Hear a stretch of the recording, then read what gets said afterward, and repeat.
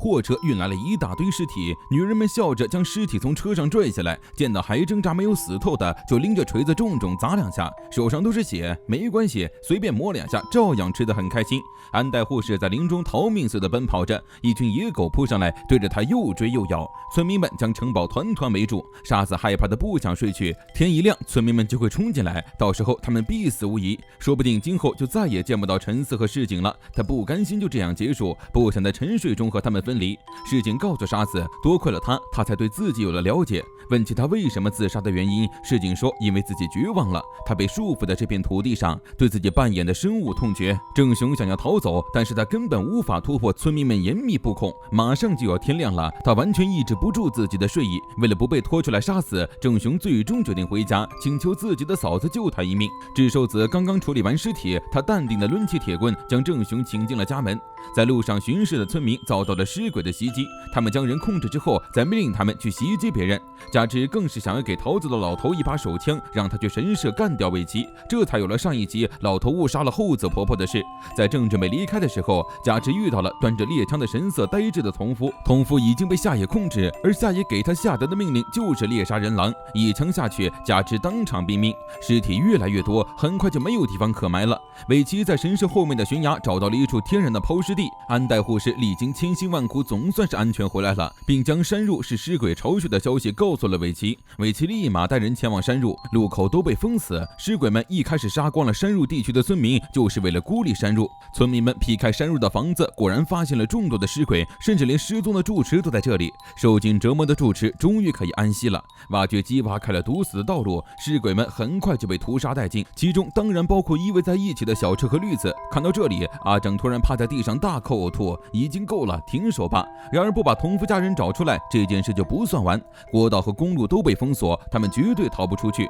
广泽突然想起了城堡在建造的时候，曾经用卡车往外运了很多车的沙土，里面绝对有地下室。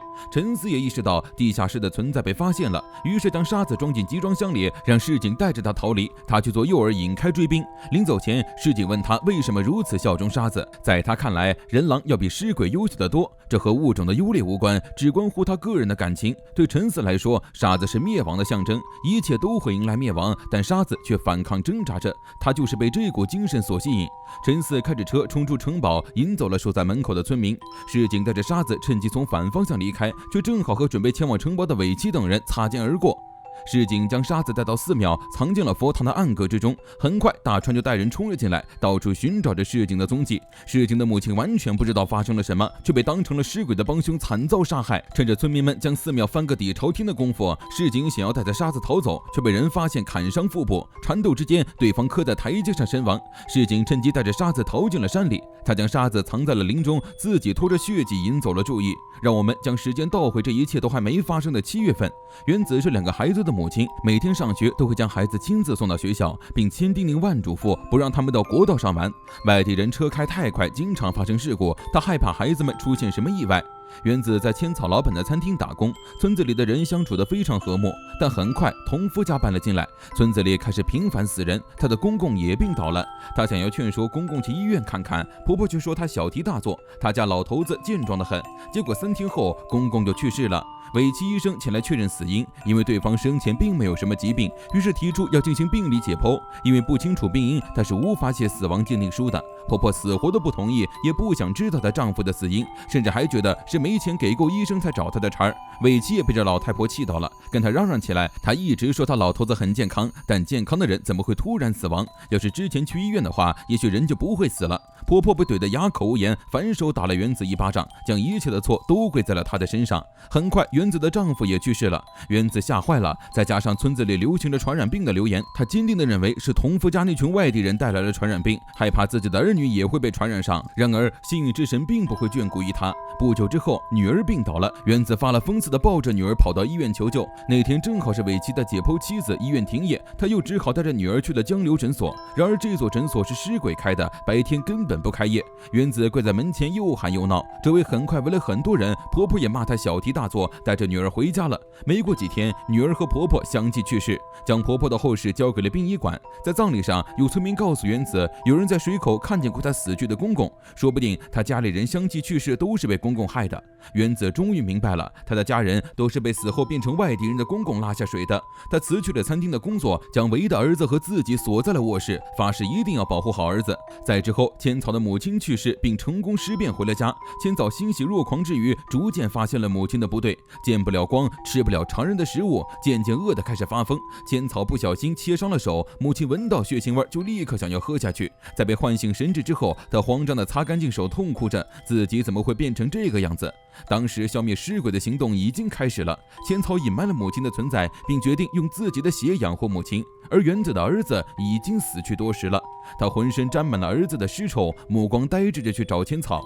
千草好心将他带进屋子里给他洗漱，却没想到被原子发现了母亲的存在。千草请求他不要将这件事泄露出去，原子答应了，却转头将消息告诉了前来抓捕尸鬼的村民。他身边什么都不剩下了，凭什么千草还有妈妈？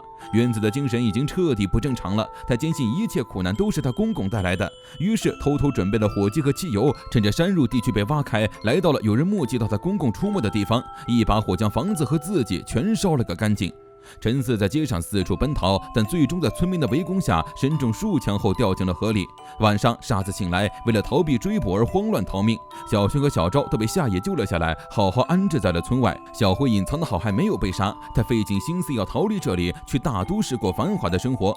正巧因为原子那把火让整个山路烧了起来，而就在小辉准备一鼓作气越过国道离开村子的时候，一回头似乎又看见了站在马路边等车的那个少年。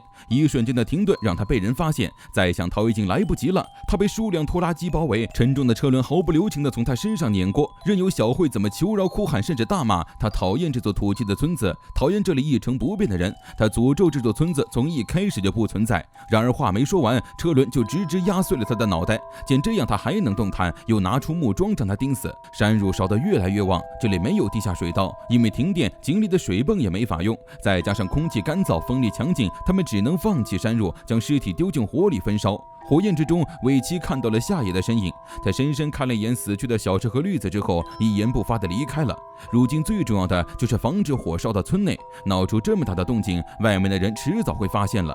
有人提议先让女人和孩子撤离，但尾崎却让他们优先处理尸体，不然等到被发现根本无法解释，他们牺牲这么多救下的村子就没有意义了。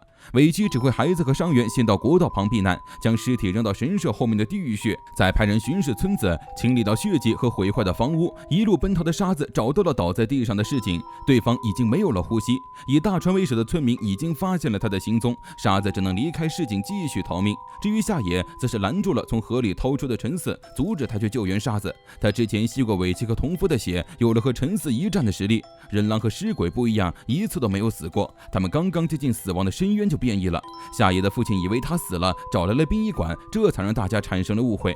陈四对稀有的同伴动了恻隐之心，没有杀死夏野，但谁能想到夏野是个神级打野，他事先咬了尾崎，让他摆脱了千鹤的暗示，将他们搞到一败涂地。两只人狼在森林中打了起来，但夏野的力量还是不及陈四。陈四问他为了人类尽心尽力到底有什么意义？没有人会把随时会吸血的怪物当作同伴。夏野并不认为自己是人类的同伴，他只是单纯的讨厌尸鬼而已。为了一己私欲去袭击人类，又擅自把复活的当成同伴。说着他猛地一扑，带着陈四掉进了地狱穴里。一开始他就打着这样的目的。夏野知道这种程度人狼是死不了的，他默默地从兜里掏出了炸药。陈四叹了口气，你就不怕死吗？夏野回答自己早就已经死了。轰的一声巨响，整座地狱穴被引爆。与此同时，沙子逃进了林中的教堂内，大声质问上帝为什么不带领他远离罪孽。然而一切已经来不及了，大川追了上来，一番追打之后，将沙子掐着脖子摁在了墙上。杀了那么多人，轮到自己的时候还会害怕吗？